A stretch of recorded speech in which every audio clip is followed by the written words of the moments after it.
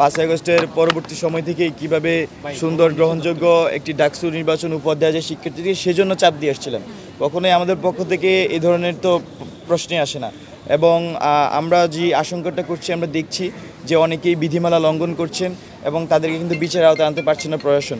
এবং এই প্রশাসন যারা নির্বাচন কমিশনার আছেন তারা যেহেতু এই বিষয়ে সুনির্দিষ্ট কোনো ব্যবস্থা নিচ্ছেন না, এই জন্য শিক্ষার্থীদের মনে নানা ধরনের শঙ্কা তৈরি হয়েছে। সর্বশেষ ভিসি স্যারেরও আমরা যদি দেখি আজকে তার বক্তব্য অনুযায়ী তার মধ্যেও শঙ্কা তৈরি হয়েছে আসলে শেষ পর্যন্ত ডাকসু নির্বাচন হবে কিনা।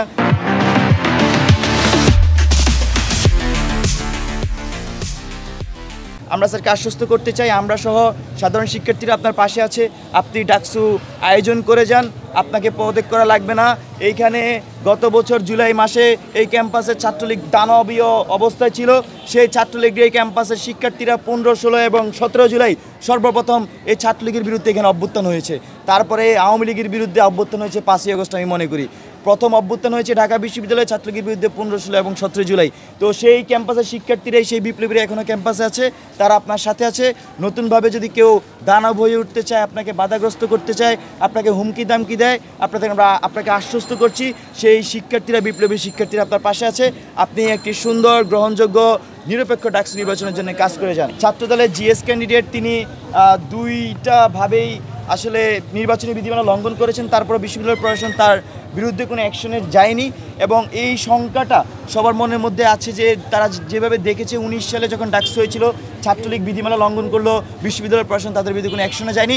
এবং শুধু তাই নয়, 19 সালের ডাকসু নিয়ে নানা ধরনের কথা আছে। বিশেষ করে ডাকসু নির্বাচনের দিন এখানে কৃত্রিম লাইন তৈরি করা হয়েছিল, ডাকসু নির্বাচনের দিন ভোট কারচুপি নিয়ে অনেক ধরনের প্রশ্ন আছে। তো এবারের ইলেকশনও কেউ আসলে এই ধরনের কোনো কার্যক্রম করে কিনা সেই বিষয়ে আসলে ঢাকা বিশ্ববিদ্যালয়ের শিক্ষার্থীদের মনে শঙ্কা আছে বলে মনে করছি। হল কার্ডের যে বিষয়টি, যারা অনাবাসিক থাকেন তারা আসলে হল কার্ডটা ওইভাবে করেন না, কারণ তার আসলে ওইভাবে প্রয়োজনই হয় না।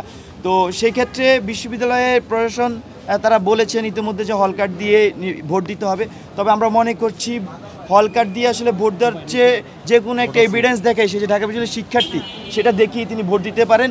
যার নাম ভোটার তালিকায় আছে তার মানে সে ঢাকা বিশ্ববিদ্যালয়ের শিক্ষার্থী। আর ঢাকা বিশ্ববিদ্যালয়ের শিক্ষার্থীর জন্য নানা ধরনের প্রুফ আছে, একটা প্রুফ নিয়ে গেলে আসলে তাকে ভোট দিতে দেওয়া উচিত। আমরা মনে করি এটা সবচেয়ে সুন্দর হবে এবং সবাইকে অংশগ্রহণমূলক হবে। জি, এই প্রস্তাবটি ইতিমধ্যে আমরা সোশ্যাল মিডিয়ায় বলেছি। আজকে আমাদের একটি টিম স্যারের কাছে সেই স্মারকলিপিটি যাওয়ার কথা। আশা করি যে আপনাদের পক্ষ থেকে এখন পর্যন্ত প্রশাসনের কাছে আপনারা কোনো অভিযোগ বা দাবি জানিয়েছেন কিনা?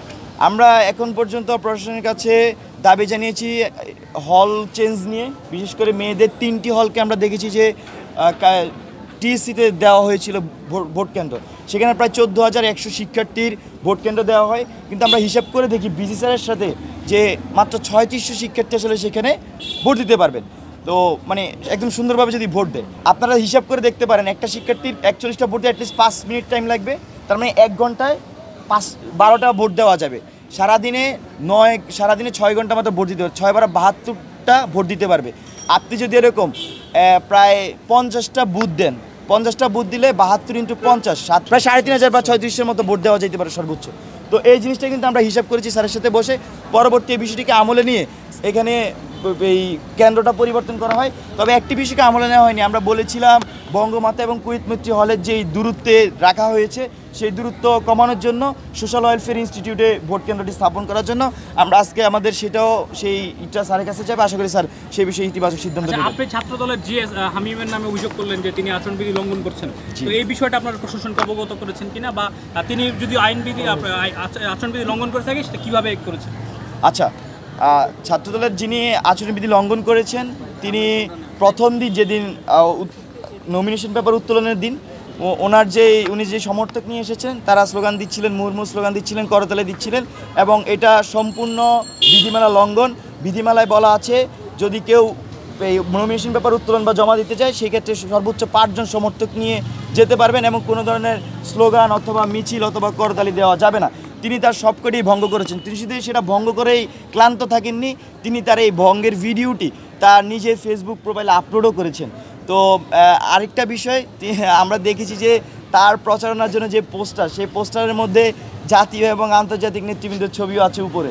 তো এখানে বিধিমালায় খুবই সুস্পষ্টভাবে বলা আছে যিনি ইলেকশন করবেন তিনি ব্যতীত অন্য কারো ছবি তার পোস্টারে ব্যবহার করা যাবে না। তো সেই লঙ্ঘনটি আমরা খুবই সুস্পষ্টভাবে ঢাকা বিশ্ববিদ্যালয়ের শিক্ষার্থীরা দেখেছি এবং আমরা বিশ্ববিদ্যালয়ের প্রশাসনকে ইতিমধ্যে আমরা দেখেছি, সাংবাদিকরা প্রশ্ন করেছে, তিনি আসলে বিশ্ববিদ্যালয়ের যে নির্বাচন কমিশনার আছেন প্রধান, এই বিষয়ে কোনো সুনির্দিষ্ট দেননি আর কি, এই এখন পর্যন্ত আর বিভিন্ন ব্যবস্থা নেননি। তো এটা খুবই ক্লিয়ার যে আসলে বিশ্ববিদ্যালয়ের প্রশাসন এই বিষয়ে নীরব ভূমিকা পালন করছেন। শুধু তাই নয়, আমি আরেকটি জিনিস উল্লেখ করতে চাই, আপনারা ক্যাম্পাসগুলো দেখতে পাবেন যে মানে নামে হচ্ছে পোস্টার লাগিয়ে রেখেছে। বিশ্ববিদ্যালয় প্রশাসন এই বিষয়ে খুবই সুনির্দিষ্ট নীতিমালা বলে দিয়েছেন যে এগুলা করা যাবে না। তো আপনারা দেখবেন যে কোমল মেডিয়েটর নামে বিভিন্ন হলে, একাডেমিক এলাকায় বড় বড় পোস্টার সাটিয়ে রেখেছেন এবং সেটা আসলে অনেক বেশি পাওয়ারফুল হচ্ছে, ঢাকা বিশ্ববিদ্যালয় এই মুহূর্তে সম্ভব না বলে আমরা মনে করছি। কারণ একমাত্র উনি ব্যতীত আর কাউকে আসলে এই জিনিসগুলো করতে দেখা যায় না পুরো ক্যাম্পাসে। আমরা যতদূর শুনতে পেয়েছি উনি অনেক পাওয়ারফুল ফ্যামিলি থেকে বিলং করেন। তো পাওয়ারফুল ফ্যামিলির পাওয়ার খাটিয়ে হয়তো এগুলো করতে পারছেন কিনা এটা আমাদের সন্দেহ, বা শিক্ষার্থীরা এ ধরনের সন্দেহ প্রকাশ করছেন। ধন্যবাদ।